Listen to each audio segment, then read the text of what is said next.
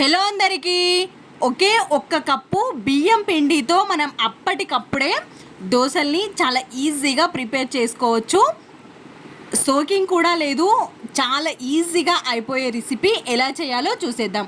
ఒక మిక్సింగ్ బౌల్ని తీసుకొని అందులోకి ఒక కప్పు వరకు బియ్యం పిండిని యాడ్ చేసుకుంటున్నాను. అందులోకి ఒక 2 పచ్చిమిర్చి, అదేవిధంగా ఒక చిన్న సైజ్ ఆనియన్ ముక్కలు, కరివేపాకుని కూడా సన్నగా తరుక్కొని వేసుకున్నాను.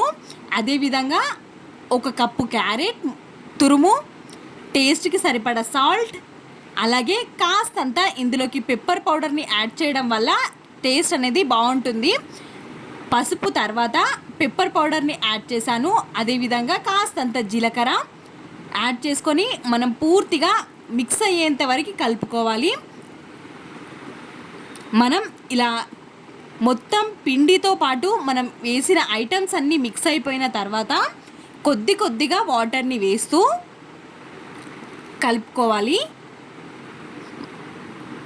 మనం ఈ బియ్యం పిండితో చేసే దోశల కన్సిస్టెన్సీ అనేది లూజ్గానే ఉండాలి, మరీ గట్టిగా కూడా ఉండకుండా ఇలా లంప్స్ లేకుండా ఉండాలి. అంటే కాస్త కొంచెం వాటర్ వేస్తూ మొత్తాన్ని మంచిగా కలుపుకోవాలి. అప్పుడే మనకి లంప్స్ లేకుండా ఉంటుంది. కాబట్టి ఇలా నేను చూపిస్తున్న విధంగా కొద్దిగా వాటర్ని వేస్తూ కలుపుకోవాలి. మనం ఈ బియ్యం పిండి దోశలని అప్పటికప్పుడు వేసుకోవచ్చు, మనం నానబెట్టాల్సిన అవసరం లేదు. ఎప్పుడైనా మన ఇంట్లో దోశ పిండి, ఇడ్లీ పిండి లేనప్పుడు ఇలా మనం ఇన్స్టెంట్గా కావాలి అనుకుంటే ఒక కప్పు బియ్యం పిండితో ఒక 7-8 దోశలు మాత్రం ఖచ్చితంగా వస్తాయి.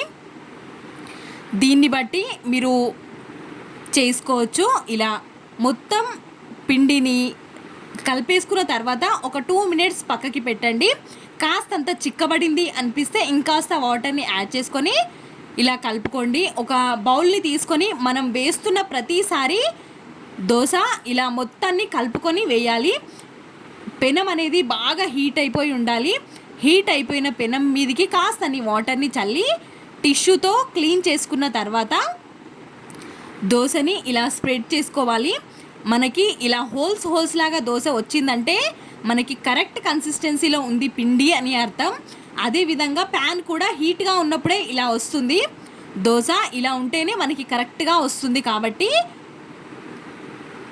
కాస్తంత దోశ మీద తడి ఆరిపోయిన తర్వాత ఇలా ఒక 2 స్పూన్ల వరకు ఆయిల్ని ఇలా వేసుకున్నామంటే మనకి దోశ కలర్ చాలా బాగా వస్తుంది. అదేవిధంగా టేస్ట్ కూడా చాలా బాగుంటుంది. ఎక్కడైనా ఒక సైడ్ మనం ఎక్కువ వేసాము పిండి అనిపిస్తే ఇలా ప్యాన్ని టర్న్ చేసుకొని కాల్చుకోండి, ఈజీగా కాలుతుంది దోశ. 2 సైడ్స్ కాల్చుకోవాలి ఈ బియ్యం దోశ, ఎందుకంటే బియ్యం పిండి త్వరగా వేగదు కాబట్టి ఇలా వేసుకోవాలి. ఇంకో దోశని వేసి చూపిస్తాను చూడండి. మనం ఖచ్చితంగా ప్యాన్ హీట్లో ఉండాలి, అప్పుడే మనకి దోశ అనేది కరెక్ట్గా వస్తుంది. కాబట్టి ప్యాన్ హీట్గా అయిన తర్వాతనే నేను చూపిస్తున్న విధంగా పిండి మొత్తాన్ని కలుపుకొని దోశని వేసుకోవాలి. మనం పైన వేసామంటే అడుక్కి పిండి ఉంటుంది, పైన వాటర్ ఉంటుంది, కాబట్టి దోశ అనేది సరిగ్గా రాదు. ఇలా చూసారా, ప్యాన్ నుండి దోశ కూడా చాలా ఈజీగా సపరేట్ అయిపోతుంది.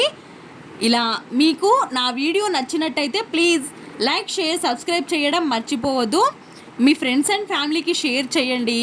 నా ఛానల్ని సబ్స్క్రైబ్ చేసుకోండి. ఇలాంటి కొత్త ఈజీ రెసిపీస్తో నేను ప్రతిరోజు మీ ముందుకి వస్తూనే ఉంటాను. కాబట్టి సబ్స్క్రైబ్ చేసుకోవడం మర్చిపోవద్దు. Thanks for watching.